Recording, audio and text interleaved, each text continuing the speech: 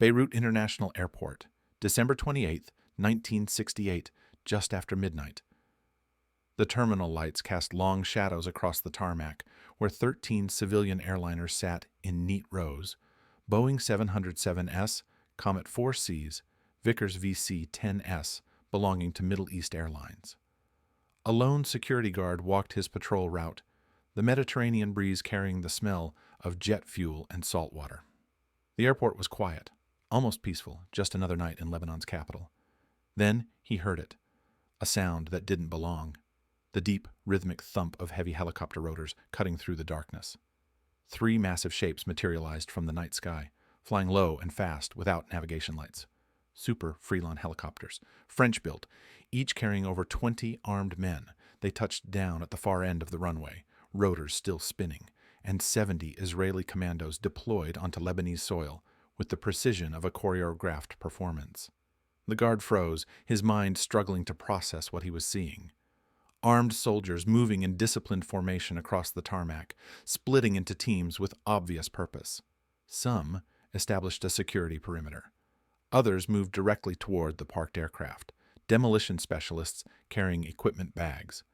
Within minutes, shaped charges were being placed on the fuselages and landing gear of every MEA aircraft on the field. The commandos worked with calm efficiency, checking positions, confirming targets, coordinating by hand signals. No shouting, no chaos, just professional military execution in the heart of a foreign capital. The guard considered running, considered raising an alarm, but the Israeli perimeter security had already positioned themselves between him and the terminal. He wasn't being threatened, but he understood clearly that he wasn't going anywhere. At 25 minutes after landing, the demolition teams withdrew to safe distances. Final checks conducted. Helicopters repositioned for immediate extraction. And then, with synchronized precision, 13 explosive charges detonated simultaneously. The airport erupted in fire. Massive fireballs shot upward from each aircraft, aluminum frames crumpling and burning, fuel tanks igniting, millions of dollars of aviation equipment transforming into twisted wreckage within seconds. The explosions lit the Beirut night sky bright enough to be visible for miles, orange flames reflecting off low clouds. Lebanese security forces, finally responding, arrived to find the Israeli commandos already boarding their helicopters. By the time Lebanese soldiers understood the scope of what had happened and attempted any kind of coordinated response, the Super Freelons were lifting off, disappearing back over the Mediterranean. Total time on ground, under 40 Narabari minutes. Aircraft destroyed, 13. Casualties, 0. Not a single shot fired, not a single person killed or seriously injured. Just a message written in burning metal and jet fuel, delivered with surgical precision to the Lebanese government and Palestinian militant organizations operating from Lebanese territory. But to understand why Israel sent 70 commandos into Beirut to destroy civilian airliners, why they risked international condemnation and potential regional war for a 40-minute operation, we need to go back 2 days earlier to an airport in Athens, where 2 Palestinian operatives made a decision that would trigger one of the most audacious special operations raids of the 20th century. Before we find out what happened in Athens, I want to let you know this channel brings you real military operations and intelligence stories every single day. Not Hollywood dramatizations, but actual special forces missions, genuine strategic planning, and the geopolitical consequences that shaped modern history. We cover Israeli special operations, CIA covert actions, Soviet intelligence operations, and the military doctrine that defined conflicts from the Cold War to today. If you're fascinated by how elite military units operate, how governments make impossible decisions, and how 40-minute operations create 15-year consequences, hit that subscribe button and turn on notifications. Trust me, Operation Gift is just one example of how special operations can be tactically brilliant and strategically complicated at the same time. And the missions we'll cover in future episodes will change how you understand modern warfare. Oh, and real quick, I'd love to know where you're listening from. Drop a comment below with your city and country. It's always amazing to see how far these military history stories reach. Are you listening from Tel Aviv, Beirut, Washington, London? Let me know. Now, back to Athens, December 26, 1968, and the attack that set everything in motion. Athens International Airport, late afternoon. An El Al Boeing 707 sat on the tarmac, preparing for departure to Tel Aviv. Passengers were boarding, ground crew conducting final checks, the ordinary rhythm of international aviation in the late 1960s. What nobody knew was that two armed operatives from the Popular Front for the Liberation of Palestine had penetrated airport security and were positioning themselves for an attack. The PFLP, led by George Habash, had made a strategic decision in the aftermath of Israel's victory in the 1967 Six-Day War. Traditional military confrontation had failed catastrophically. Arab armies had been defeated in 6 days. Territory had been lost. The conventional warfare approach to confronting Israel had proven ineffective. So the PFLP embraced a different strategy: international terrorism designed to draw global attention to the Palestinian cause and make the Israeli-Palestinian conflict impossible for the world to ignore. Aircraft became their primary targets: hijackings, airport attacks, bombs placed on planes. These operations generated massive media coverage and created fear that transcended borders. In July 1968, the PFLP had hijacked an El Al Boeing 707 and diverted it to Algiers, holding passengers hostage for weeks.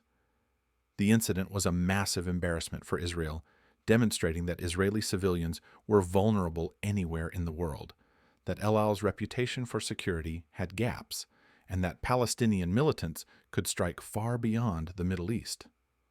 Now, in Athens, two PFLP operatives moved toward the El Al aircraft with weapons and grenades. Their objective was simple: kill as many people as possible, preferably while the aircraft was loaded with passengers, creating a mass casualty event that would dominate international headlines. They opened fire. The attack was sudden and violent. An Israeli mechanic named Leon Shirdan was killed immediately. Passengers scattered, some trapped on the boarding stairs, others diving for cover. Ground crew attempted to respond, but were outgunned and unprepared for coordinated armed assault. What saved dozens of lives was El Al's recent decision to place armed sky marshals on flights and to have armed security present during boarding procedures. The marshals returned fire, forcing the attackers to take cover and disrupting their ability to execute a sustained assault. Greek security forces arrived within minutes, containing the situation before it became the massacre the PFLP operatives had intended. 1 Israeli dead, several wounded, the attackers captured alive. From a tactical perspective, the PFLP operation had partially failed. They'd wanted a spectacular bloodbath and achieved only a limited attack. But from a strategic perspective, they'd succeeded in generating international attention and demonstrating that Israeli aviation remained vulnerable despite security improvements. In Tel Aviv, Israeli leadership received the news with fury and frustration. Another attack on El Al, another Israeli killed. Another demonstration that Palestinian militants could strike Israeli civilians anywhere in the world. But the Israeli analysis went deeper than just the immediate incident. The problem wasn't Athens. Greek security had responded reasonably well once the attack began. The problem was Lebanon. Israeli intelligence had been tracking PFLP activities for months. The organization operated openly from Beirut, using refugee camps in southern Lebanon as bases for planning, training, and coordination. The Lebanese government, weak and divided between Christian and Muslim factions, either couldn't or wouldn't exercise control over Palestinian militant groups operating within its borders. From Israel's perspective, Lebanon had become a safe haven where organizations like the PFLP could plan international terrorism without consequence. The strategic calculus was straightforward. Greece hadn't hosted the attackers, trained them, or facilitated their operation. Greece was simply where the attack occurred. Lebanon, however, was where the attack had been planned, where the operatives had been recruited and prepared, where the PFLP leadership operated with virtual immunity. If Israel wanted to deter future attacks, they needed to make the safe haven costly. This thinking reflected a broader Israeli defense doctrine that had been evolving since the 1950s: deterrent retaliation. The concept was simple but brutal in its logic. When non-state actors attacked Israel from the territory of neighboring countries, Israel would hold those countries accountable. You hosted them, you pay the price. The doctrine emphasized immediate, high-visibility responses designed to shock governments into controlling militant groups operating from their territory. But deterrent retaliation required calibration. Too little response, and you looked weak, encouraging further attacks. Too much response, and you risked regional war or international isolation. The challenge was finding operations that were dramatic enough to send a clear message, but restrained enough to avoid catastrophic escalation. December 27, 1968. Emergency cabinet meeting in Tel Aviv. Defense Minister Moshe Dayan sat across from Foreign Minister Abba Eban in one of the most consequential debates in Israeli strategic history. Prime Minister Levi Eshkol presided, knowing that whatever decision emerged from this room would define Israel's response to international terrorism and set precedents for decades. Dayan argued forcefully for a dramatic retaliatory operation against Lebanon. His reasoning was strategic and psychological. Israel needed to shock both the Lebanese government and the PFLP. Diplomatic protests and UN resolutions had proven ineffective. Limited border skirmishes sent insufficient messages. What was needed was an operation so audacious, so unexpected, so professionally executed that it would demonstrate Israeli reach and Israeli determination in ways that couldn't be ignored or dismissed. Dayan favored a commando raid over an airstrike. Airstrikes risked civilian casualties and collateral damage that would undermine international support. Commandos could be precise, could demonstrate discipline and restraint, could deliver punishment while avoiding the moral complications of indiscriminate force. The operation needed to hurt Lebanon economically and psychologically without killing Lebanese civilians or triggering regional war. Abba Eban, representing the Foreign Ministry's perspective, warned about the diplomatic fallout. Destroying civilian aircraft would provoke Western condemnation. France, which built many of the planes, would protest. The United Nations would pass condemnatory resolutions. Israel's already complicated international position would become even more isolated. Eban argued that the short-term satisfaction of dramatic retaliation would create long-term diplomatic costs that outweighed any deterrent benefits. The debate reflected a fundamental tension in Israeli strategic thinking.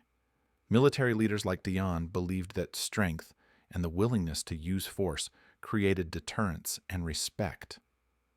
Diplomatic leaders like Eban believed that Israel's security ultimately depended on international legitimacy and alliances that could be undermined by operations that appeared disproportionate or reckless. Eshkol, listening to both sides, asked the key question that would determine the decision. Could the military guarantee zero casualties? Could they execute an operation that destroyed significant assets without killing Lebanese soldiers, airport workers, or civilians? Because if the operation resulted in deaths, the diplomatic costs Eban warned about would multiply exponentially.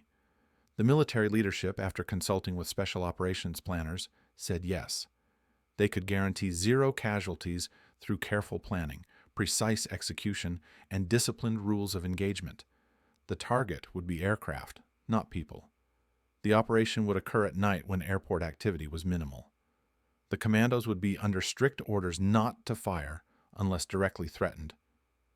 The entire mission would be designed around the principle of destroying property while preserving life. That assurance changed the calculation. An operation that demonstrated Israeli capability while avoiding bloodshed might thread the needle between deterrence and escalation.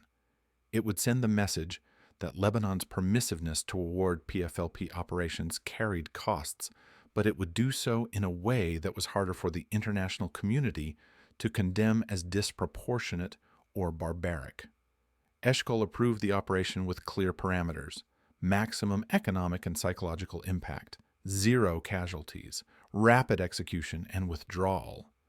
The mission was codenamed Operation Gift, a cynical reference to delivering punishment wrapped in the appearance of restraint. Planning began immediately. Israeli intelligence services had been monitoring Beirut airport for months as part of broader surveillance of Lebanese infrastructure and Palestinian militant movements. Mossad maintained assets inside Lebanon, including informants within the Lebanese Christian community who opposed Palestinian militant presence and were willing to provide intelligence to Israel. Military intelligence, known as Amman, had been collecting signals intelligence on Lebanese security force communications and had built detailed maps of airport layouts and operations. The intelligence picture was remarkably complete. Planners knew where Middle East Airlines parked its aircraft at night. They knew guard rotation schedules down to the minute. They had reconnaissance photographs showing the airport's terrain, approach routes, and potential defensive positions.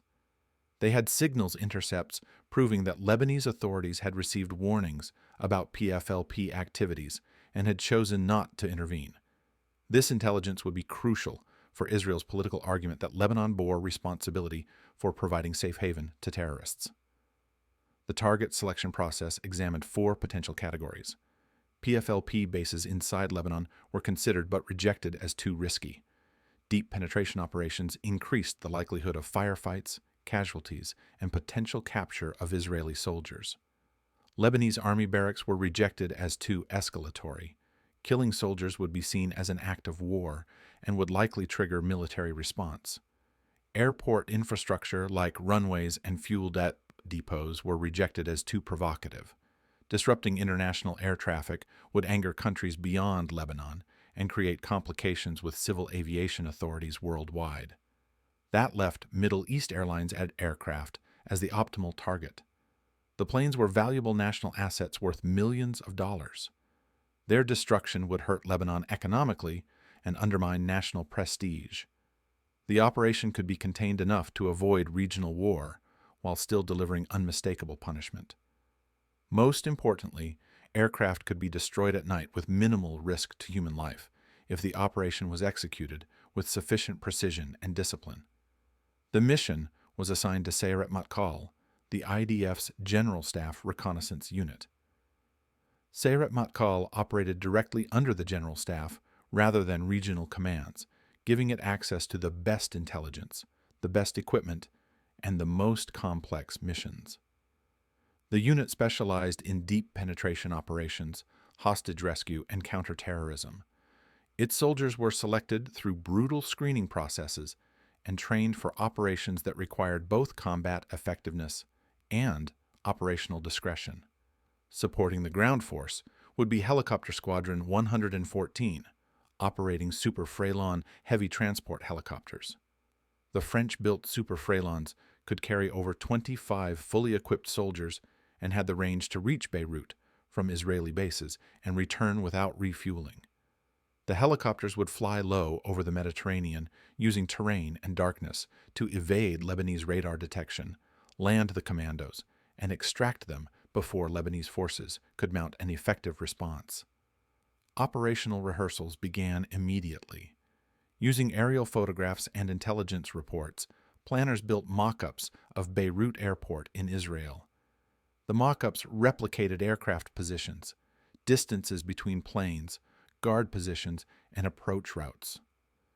Commando teams practiced the entire mission repeatedly: helicopter insertion, movement to targets, placement of explosives, security procedures, extraction timing. Every detail was rehearsed until the operation could be executed with mechanical precision, even under stress and in darkness. The demolition planning was particularly complex. 13 aircraft needed to be destroyed simultaneously to maximize psychological impact and prevent Lebanese forces from saving any planes once the operation began. Each aircraft required specific explosive placement to ensure complete destruction without creating shrapnel patterns that might endanger airport workers or nearby structures. The charges needed to be synchronized with backup detonation systems in case primary triggers failed. The flight plan incorporated sophisticated radar evasion techniques. The helicopters would follow a low-altitude corridor over the Mediterranean, staying below Lebanese radar coverage. They would maintain radio silence, except for emergency communications. Running lights would be off to minimize visual detection. The flight path was calculated to bring them to an approach angle that minimized exposure time over Lebanese territory before landing. Intelligence continued flowing in as the operation date approached. Lebanese security remained predictably lax. Palestinian militant groups continued operating openly in Beirut. There were no indications that Lebanese authorities had detected Israeli planning or increased airport security. The window for the operation remained open. December 28, 1968, late evening. 3 Super Freelon helicopters lifted off from northern Israel, carrying 70 commandos, explosive specialists, security teams, and command elements. The soldiers knew they were heading into the capital of a neighboring country to destroy civilian aircraft on the ground. They knew the operation violated Lebanese sovereignty and would generate international condemnation. They also knew that if the intelligence was wrong, if Lebanese forces responded faster than predicted, if the helicopters encountered mechanical problems or unexpected defenses, they might not make it home. The flight across the Mediterranean was tense but uneventful. Pilots maintained low altitude, following the planned corridor, watching for any signs of Lebanese military activity. The helicopters flew in tight formation, navigation entirely dependent on maps and compass bearings, since they couldn't use radio beacons that might alert Lebanese monitoring stations. As they approached the Lebanese coast, the pilots descended even lower, using darkness and the sound of the sea to mask their approach. Lebanese radar, focused primarily on higher altitude threats and handicapped by limited coverage, never detected the incoming helicopters. The Israeli formation reached the airport approach without triggering any alarms. Shortly after midnight, the 3 Super Freelons touched down at the far end of Beirut International Airport's main runway. The location had been chosen specifically, far enough from the terminal to avoid immediate detection, close enough to the parked aircraft to minimize time on the ground. The helicopters landed with rotors still spinning, ready for immediate takeoff if the operation went wrong. 70 commandos deployed in seconds, splitting into pre-assigned elements with the discipline of soldiers who had rehearsed this exact sequence dozens of times. The outer security ring moved to establish a defensive perimeter between the operation zone and potential Lebanese response forces. Their job was to prevent interference, provide early warning of incoming threats, and ensure clear paths for extraction.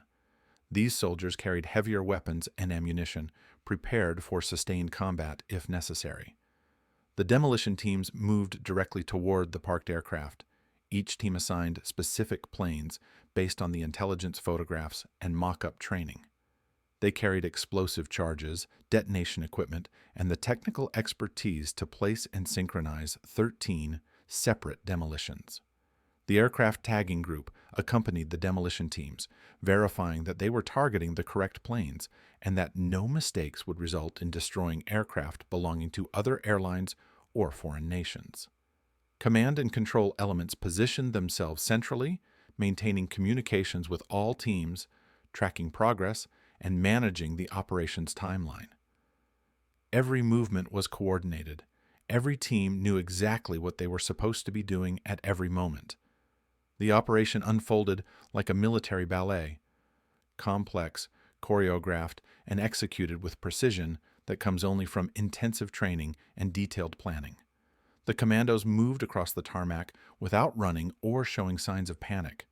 They walked with purpose and confidence, looking like soldiers conducting authorized operations rather than infiltrators executing an illegal raid. This psychological dimension was intentional. Moving with obvious military discipline created confusion among anyone observing, making them hesitate before responding because perhaps these were authorized personnel conducting some kind of legitimate activity. Lebanese security guards encountered Israeli commandos almost immediately. The guards, expecting at most to deal with minor theft or unauthorized access by airport workers, found themselves facing heavily armed soldiers wearing combat gear and moving with obvious tactical training. The guards froze, their minds struggling to process what they were seeing. Were these Lebanese soldiers conducting some kind of surprise drill? Were they foreign military advisors? The cognitive dissonance created by encountering professional military forces where none should exist bought the Israelis precious seconds. The Israeli commandos didn't threaten the guards directly. They didn't point weapons at them or issue orders. They simply continued their mission, making it clear through body language and positioning that the guards should stay back and not interfere. This calculated restraint served multiple purposes. It maintained the zero-casualty mandate that was central to the operation's political viability.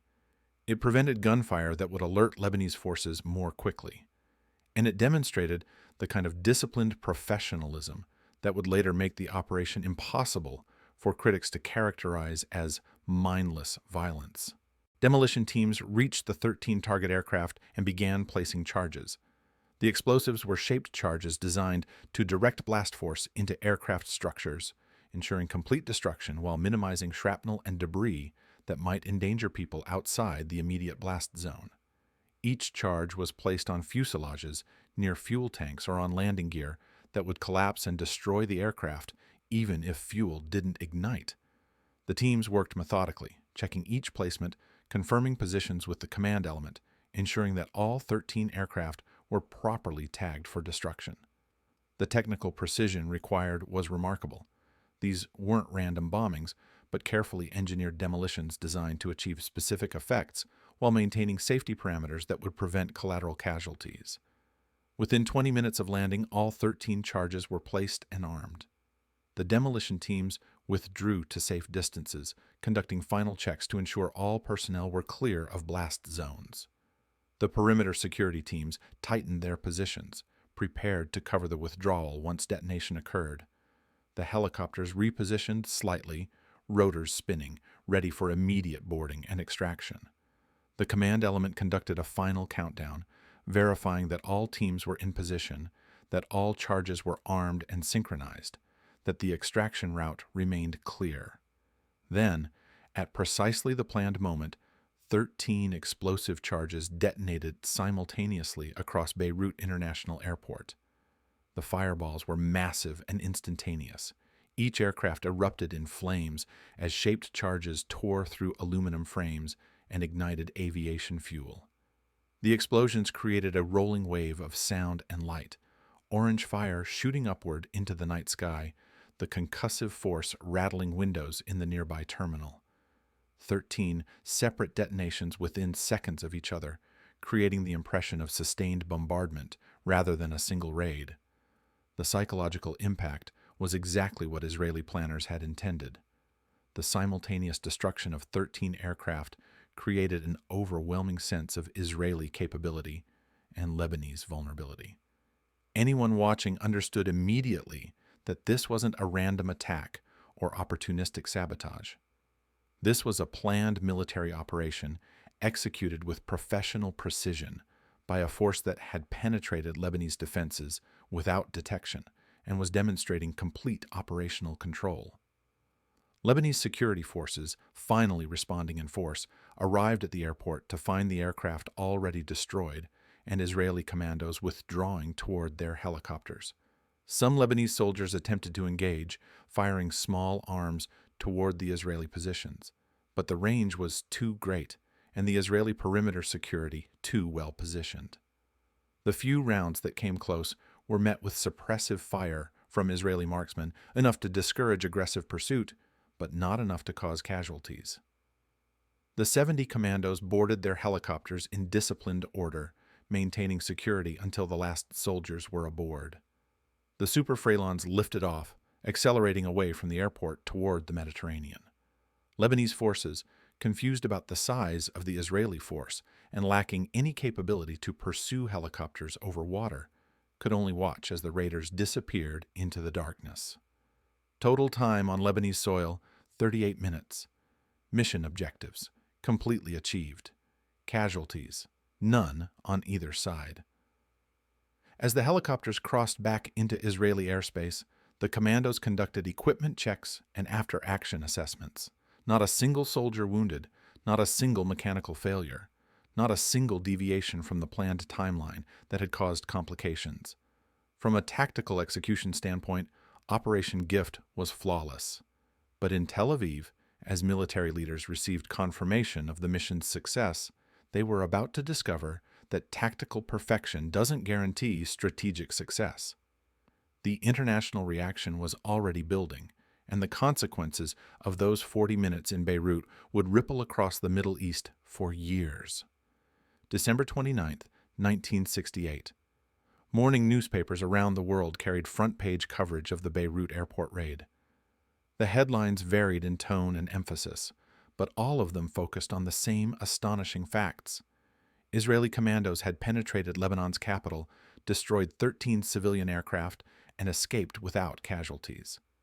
The operation was described as stunning military precision, audacious retaliation, and an unprecedented violation of Lebanese sovereignty.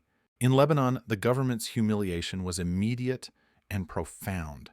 The raid had exposed Lebanon's fundamental weakness, its inability to defend its own territory, even its capital city, even its international airport, against a relatively small Israeli force. The political fallout was immediate and predictable. Lebanese Muslim factions blamed Israel for the attack and demanded military retaliation. Lebanese Christian factions blamed Palestinian militants for provoking Israeli wrath and argued that Lebanon needed to exercise control over the refugee camps and militant groups operating within its borders. The Lebanese army, caught between these political factions and confronting its own operational inadequacy, issued statements acknowledging that it had been unable to prevent or effectively respond to a well-organized Israeli commando raid. This admission, while honest, further undermined public confidence in Lebanon's security institutions and deepened the sectarian divisions that would eventually tear the country apart. The internal Lebanese debate revealed the fundamental problem that Operation Gift had been designed to exploit. Lebanon was hosting Palestinian militant organizations that it either couldn't or wouldn't control. The PFLP and other groups operated openly in Beirut, maintained bases in refugee camps, and conducted international operations that brought retaliatory strikes against Lebanon. But Lebanon's weak government, divided between Christian and Muslim factions, lacked both the political will and the military capability to confront these organizations. From Israel's perspective, this was precisely the point. The operation was designed to force Lebanon to recognize that permissiveness toward Palestinian militants carried intolerable costs. If Lebanon couldn't control the PFLP, then Lebanon would pay the price for PFLP operations. The logic was brutal, but strategically coherent. Make the safe haven so costly that host countries would be forced to choose between protecting militants and protecting their own assets. The international diplomatic response was swift and largely predictable. The United Nations Security Council convened emergency sessions to address the raid. Arab states demanded condemnation of Israeli aggression and called for sanctions. France, which had built many of the destroyed aircraft, issued strong protests and demanded that Israel compensate Lebanon for the losses. The Soviet Union, Lebanon's primary arms supplier, condemned the raid as naked aggression and pledged support for Lebanese defense improvements. UN Security Council Resolution 262 condemned Israel for the airport attack, calling it a violation of Lebanese sovereignty, and demanding that Israel refrain from future military actions against Lebanon. The resolution passed with broad support, including from Western nations that privately understood Israel's strategic logic but publicly needed to maintain international legal principles about sovereignty and proportional response. The United States found itself in a complicated diplomatic position. American officials publicly expressed concern about the raid and supported the UN resolution condemning Israel. But privately, U.S. communications with Israeli leadership took a different tone. State Department cables declassified years later revealed that American diplomats told Israeli representatives that while the U.S. needed to condemn the operation publicly, they understood Israel's frustration with Lebanese inaction on Palestinian militants. The private message was essentially, "We get why you did it, but please show restraint in future operations because we can only protect you politically so many times." This gap between public condemnation and private understanding would become a recurring pattern in U.S.-Israeli relations regarding counterterrorism operations. American officials recognized that Israel faced genuine security threats and that diplomatic approaches often proved ineffective. But American global interests required maintaining international legal frameworks and relationships with Arab states that would be undermined by explicit support for Israeli operations like the Beirut raid. The insurance and financial fallout from the operation was substantial. Middle East airlines faced millions of dollars in immediate losses and longer-term revenue damage from reduced fleet capacity. Insurance companies initially balked at covering losses from what was clearly a military operation rather than an accident or conventional terrorism. Eventually, complex negotiations between MEA insurers and the Lebanese government resulted in compensation packages, but the financial impact on Lebanon's aviation industry persisted for years. The operation's effect on global aviation security was significant and lasting. Airlines worldwide recognized that aircraft on the ground were vulnerable to coordinated military-style attacks. Airport security protocols began evolving from primarily protecting against individual hijackers or criminals to defending against organized military or paramilitary forces. Perimeter security at major airports was strengthened. Guard forces were professionalized and equipped with heavier weapons. Surveillance systems were expanded to cover approaches to airports, not just terminal buildings. El Al, which had been the target of the Athens attack that triggered Operation Gift, doubled down on its security innovations. The airline expanded its program of armed sky marshals on all flights. Cockpit doors were reinforced to prevent forced entry. Passenger screening became more intensive. Ground operations security was enhanced to protect aircraft during vulnerable periods on the tarmac. El Al's security model, born from necessity and refined through experience with Palestinian attacks, would eventually become the template that other airlines and aviation authorities adopted after later terrorist incidents. The strategic question that consumed Israeli military and intelligence analysts in the months following Operation Gift was simple but critical. Did it work? Had the operation achieved its objective of deterring future Palestinian attacks? Or had it simply demonstrated Israeli capability without changing adversary behavior? The short-term answer suggested partial success. In the immediate aftermath of the Beirut raid, PFLP operations against Israeli aviation targets paused. The organization needed time to assess Israeli willingness to conduct retaliatory strikes and to recalibrate its operational approach. Intelligence intercepts suggested that PFLP leadership was genuinely surprised by both the audacity of the Israeli operation and the precision with which it had been executed.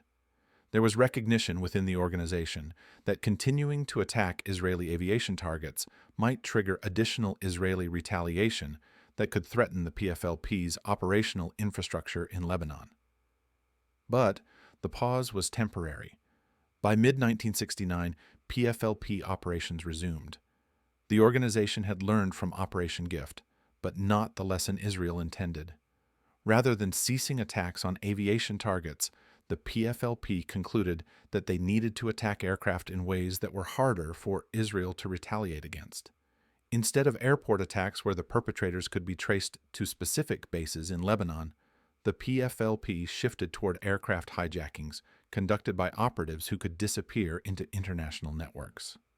This evolution culminated in September 1970 with the Dawson's field hijackings, where the PFLP simultaneously hijacked multiple aircraft and diverted them to Jordan, creating an international crisis that ended with the aircraft being destroyed in the desert after passengers were released.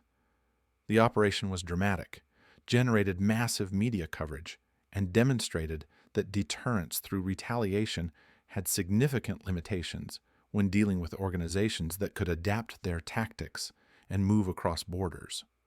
I have to pause here and ask you something.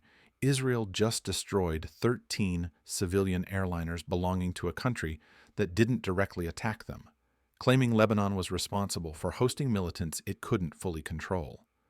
The operation was executed with remarkable precision and discipline. No casualties, surgical targeting, professional military execution. But it still involved penetrating a sovereign nation and destroying millions of dollars in civilian property to send a political message. If you were advising the Israeli cabinet in December 1968, would you have authorized Operation Gift? Is holding weak states accountable for non-state actors operating from their territory a legitimate strategy? Or does it punish civilians for their government's failures? Where's the line between justified retaliation and disproportionate punishment? Drop your answer in the comments below. I'm genuinely curious how you'd navigate this impossible strategic dilemma, because governments worldwide still struggle with the same question today when dealing with terrorism, safe havens, and the responsibility of states that can't or won't control militant groups within their borders. Here's what happened next, and it reveals just how complicated the long-term consequences of Operation Gift became. Throughout 1969 and into the 1970s, Lebanon descended deeper into the political chaos that would eventually explode into civil war.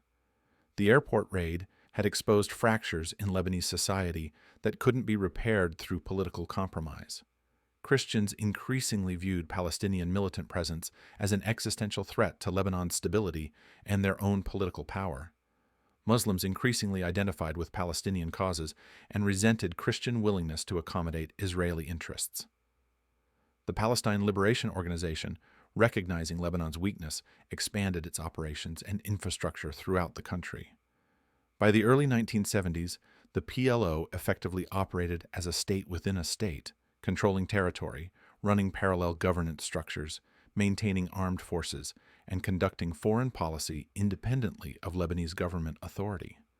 This state-within-a-state dynamic made Lebanon ungovernable and set the stage for the catastrophic civil war that began in 1975. Israeli analysts examining the long-term impact of Operation Gift struggled with an uncomfortable realization. The operation had succeeded militarily, but failed strategically in ways that nobody had fully predicted. Yes, they'd demonstrated capability. Yes, they'd imposed costs on Lebanon for hosting militants. Yes, they'd sent a message about Israeli reach and determination, but they hadn't stopped Palestinian terrorism. They hadn't forced Lebanon to control the PFLP. And they'd contributed to the destabilization of Lebanon in ways that would eventually create even bigger security problems for Israel. The civil war that consumed Lebanon from 1975 to 1990 had many causes, but the Israeli-Palestinian dimension was central. Lebanese factions fought over whether the country should support or suppress Palestinian militants.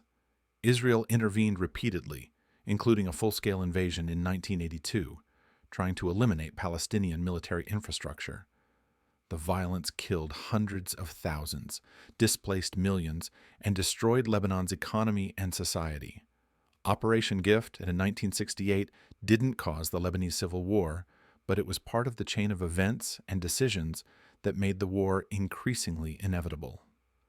From a purely military and operational perspective, Operation Gift achieved legendary status within Israeli special operations circles and among military analysts worldwide.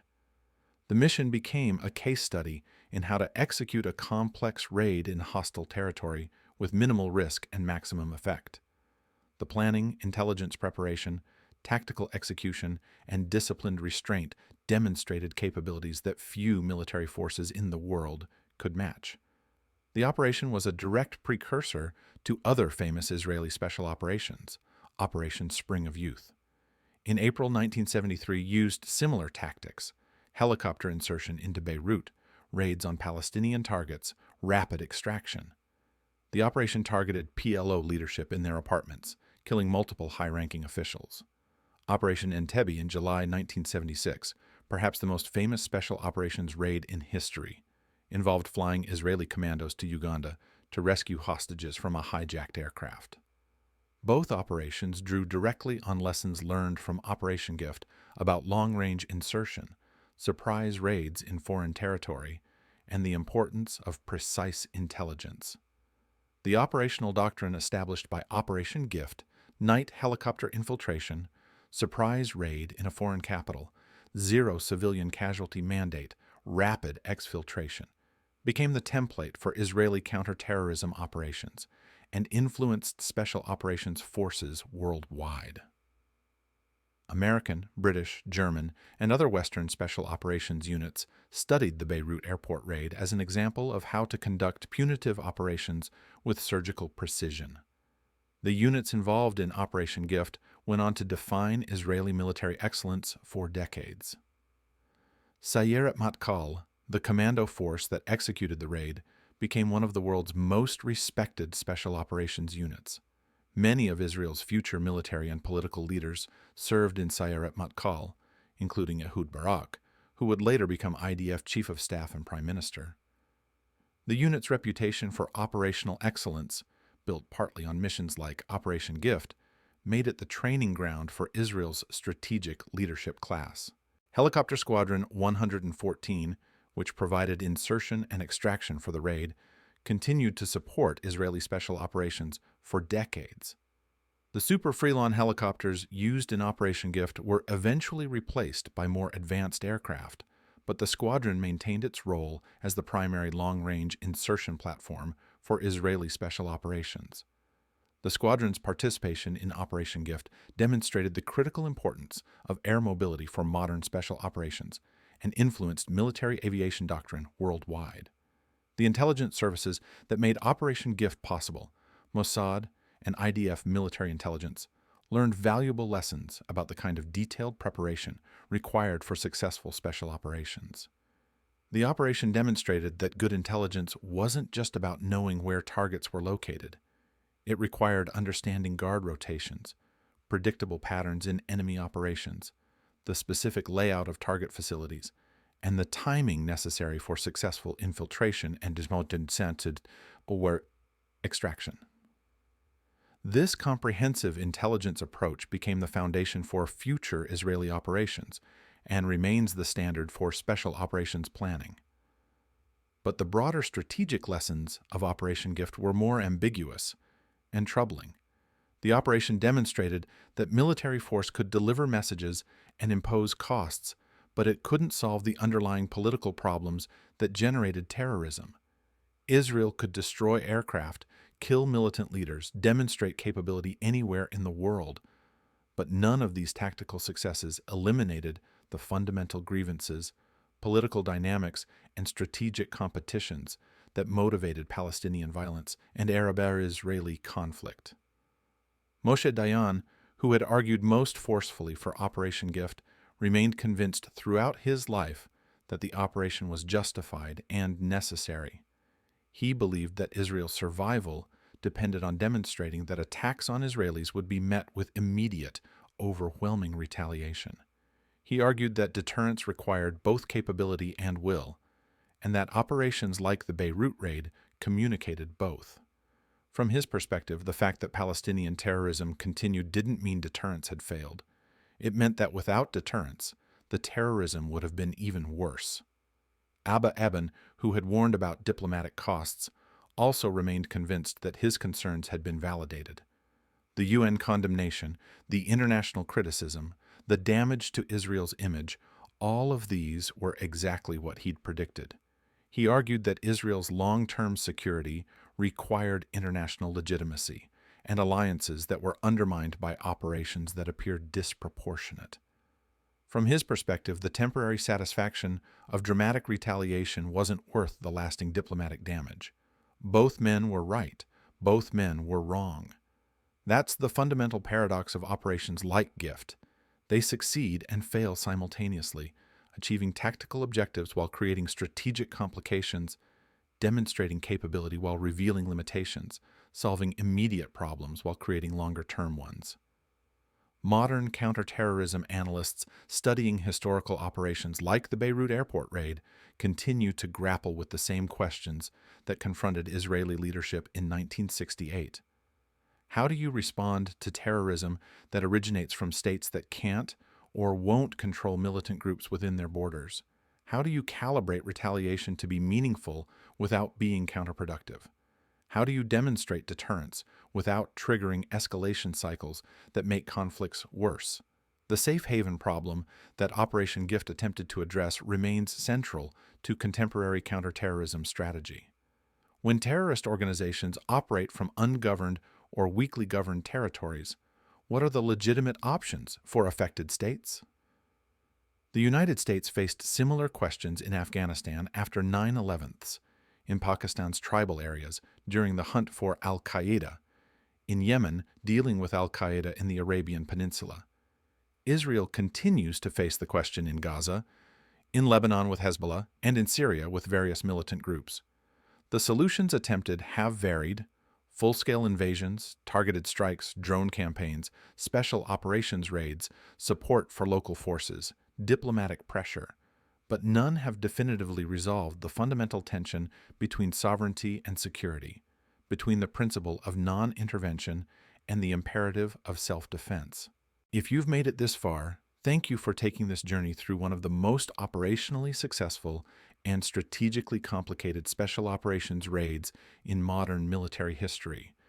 This channel is dedicated to bringing you real military operations every single day, missions that shaped conflicts, tactical innovations that changed warfare, and the strategic questions that commanders still debate today.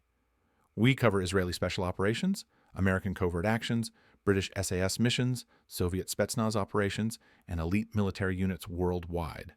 If you haven't subscribed yet, now's the perfect time. Hit that button and turn on notifications so you never miss an episode.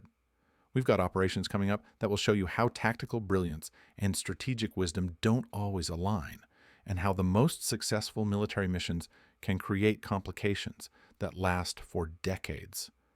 But Operation Gift's story isn't quite over.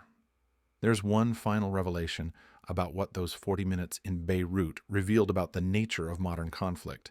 So, what do you think?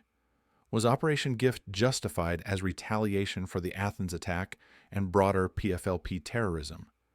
Did the operation work as deterrence, or did it just demonstrate capability without changing behavior? Should Israel have chosen a different response, or was the Beirut raid the best option available given the strategic environment? Drop your thoughts in the comments below. I read every single one, and I love hearing your perspectives on these impossible military and strategic decisions.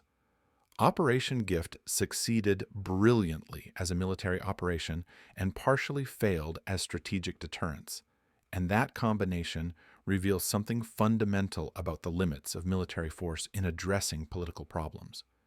Israel proved they could strike anywhere with precision and discipline. They demonstrated that hosting militants carried costs. They showed restraint by avoiding casualties while still imposing significant punishment.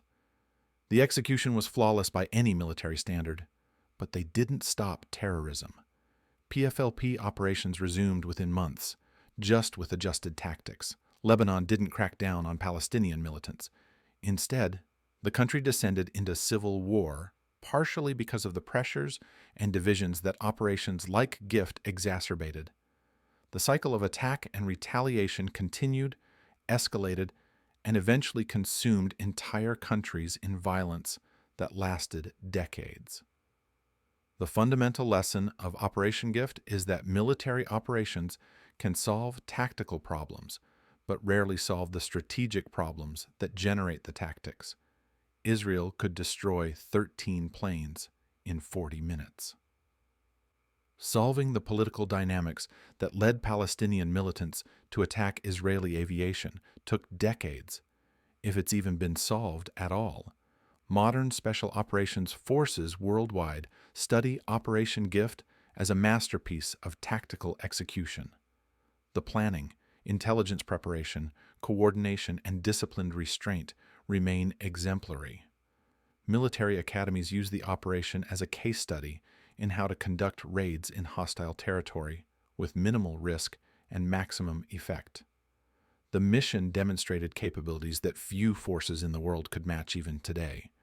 But strategists and policy analysts studying the same operation draw more complicated conclusions. They see tactical success that achieved immediate objectives while failing to change adversary behavior. They see an operation that sent clear messages that adversaries received, but didn't respond to in the ways the operations planners intended. They see military excellence deployed in service of strategic objectives that turned out to be more complicated than anticipated. The psychological warfare dimension of Operation Gift, demonstrating Israeli reach and Lebanese vulnerability, worked exactly as intended. Everyone who witnessed or learned about those explosions understood the message. Israel could strike anywhere, any time, with precision and discipline. That message resonated throughout the Arab world and shaped calculations about engaging in or supporting terrorism against Israel. But psychological warfare, no matter how effectively executed, doesn't eliminate the political grievances, strategic competitions, and ideological commitments that motivate sustained conflict. The PFLP didn't stop attacking Israel because they recognized Israeli capability. They adjusted their tactics and continued operations. Lebanese factions didn't suddenly gain the ability to control Palestinian militants because Israel demonstrated that failure to do so carried costs. Instead, they fought each other over whether to support or suppress the militants, eventually tearing their country apart. Operation Gift demonstrated both the power and limitations of punitive retaliation as counterterrorism strategy. The operation proved that spectacular military action could impose immediate costs and generate psychological effects. It also revealed that imposing costs doesn't necessarily change behavior when adversaries are committed to their objectives and capable of adapting their methods.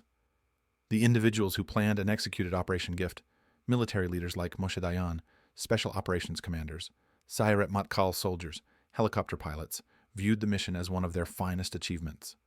The operation demonstrated professionalism, capability, discipline, and the kind of operational excellence that defines elite military forces. For them, the mission succeeded completely because they accomplished exactly what they were ordered to do with zero casualties and perfect tactical execution. The diplomats and strategic analysts who warned about complications and questioned long-term effectiveness viewed the same operation differently. They saw an action that achieved its immediate tactical objectives while creating diplomatic costs, failing to deter future terrorism, and contributing to regional instability that would complicate Israeli security for decades. For them, the mission raised questions about whether tactical brilliance in service of questionable strategy constitutes genuine success. Both perspectives contain truth. Military operations exist within political contexts that determine whether tactical success translates into strategic achievement. Operation Gift was simultaneously a masterpiece of special operations and a demonstration of the limits of military force in solving political problems. It proved that Israel could destroy 13 planes in 40 minutes. It also proved that destroying planes didn't solve the underlying conflicts that motivated the attacks Israel was trying to deter. The legacy of Operation Gift endures in military doctrine, special operations training, and strategic debates about counterterrorism. The operation established templates that Israeli and other special forces still use. It demonstrated capabilities that shaped adversary calculations about engaging with Israel. It created precedents for punitive retaliation that continue to influence how states respond to terrorism. But the operation also revealed uncomfortable truths about asymmetric conflict between states and non-state actors. Governments can conduct spectacular military operations, but they can't force weak states to suddenly gain the capacity to control militant groups. They can impose costs, but they can't guarantee that those costs change behavior when adversaries are committed and adaptable. They can demonstrate capability, but they can't ensure that demonstrations of capability translate into strategic deterrence. Somewhere in Israel today, aging commandos who landed in Beirut that December night in 1968 remember Operation Gift as the mission where everything went right. Perfect intelligence, flawless execution, complete success. They remember the professional satisfaction of an operation conducted with surgical precision, the knowledge that they'd demonstrated Israeli capability in ways that couldn't be ignored or dismissed. For them, Operation Gift represents military excellence, the kind of mission that defines careers and validates the years of training and preparation required for special operations. Somewhere in Lebanon, people who witnessed those explosions or lived through the political chaos that followed remember Operation Gift differently. They remember it as the night Israeli commandos struck the heart of Beirut and demonstrated that Lebanon couldn't defend itself. They remember it as one more wound in a country that would eventually bleed from 1,000 cuts into civil war. They remember it as evidence that Lebanon was trapped between forces it couldn't control, Palestinian militants operating from Lebanese territory, and Israeli retaliation targeting Lebanese assets because of those militants. Both memories are accurate. Both shaped the Middle East that followed. The lesson of Operation Gift remains. You can destroy 13 planes in 40 minutes with perfect tactical execution and disciplined restraint. But tactical perfection doesn't guarantee strategic success when the problems you're trying to solve are fundamentally political rather than military. The commandos who landed in Beirut accomplished their mission flawlessly. The strategic objectives that mission was supposed to serve, deterring terrorism, forcing Lebanese action against militants, stabilizing the regional security environment, proved far more elusive than destroying aircraft. That gap between tactical success and strategic achievement, between military capability and political outcomes, between what special operations can accomplish and what they can't, that's the enduring lesson of Operation Gift. It's a lesson that commanders and policymakers continue to learn, often painfully, in conflicts across the globe. Because 40 minutes of perfect tactical execution will always be easier than solving the decades-long political problems that made those 40 minutes seem necessary.